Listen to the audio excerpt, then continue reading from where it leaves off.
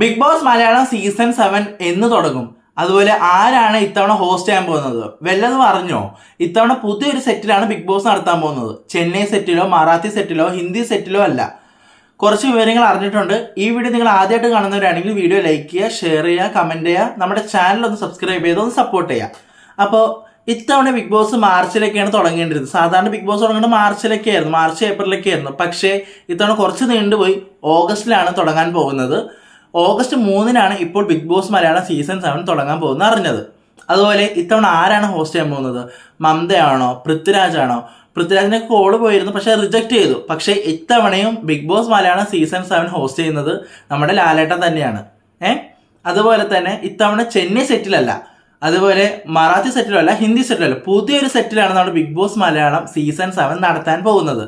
കോടികളെല്ലാം മുടക്കിയിട്ട് നമ്മുടെ big Boss Malayalam പുതിയൊരു set മേടിച്ചിരിക്കുകയാണ് big ബോസിന് വേണ്ടിയിട്ട്. അപ്പോൾ നമ്മൾ കഴിഞ്ഞ പ്രാവശ്യം കണ്ടതുപോലെ നമ്മൾ ചെന്നൈ സെറ്റിൽ നമുക്ക് ഏകദേശം അറിയാം, ഒരു കിച്ചൺ ഏരിയയൊക്കെ എങ്ങനെയായിരുന്നു, അതുപോലെ ബെഡ്റൂം ഏരിയയൊക്കെ എങ്ങനെയായിരുന്നു അറിയാം. അതുപോലെ ഹിന്ദി സെറ്റുകൾ കണ്ടിട്ടുണ്ട്, മറാത്തി സെറ്റ് കണ്ടിട്ടുണ്ട്. പക്ഷെ പുതിയൊരു സെറ്റ് ആയതുകൊണ്ട് പുതിയൊരു കിച്ചൺ ഏരിയ ആയിരിക്കും, അതുപോലെ പുതിയൊരു ലിവിങ് ഏരിയ ഒക്കെ ആയിരിക്കും. അപ്പോൾ അത് കാണാനായിട്ട് ഞാൻ വെയിറ്റിംഗ് ആണ്.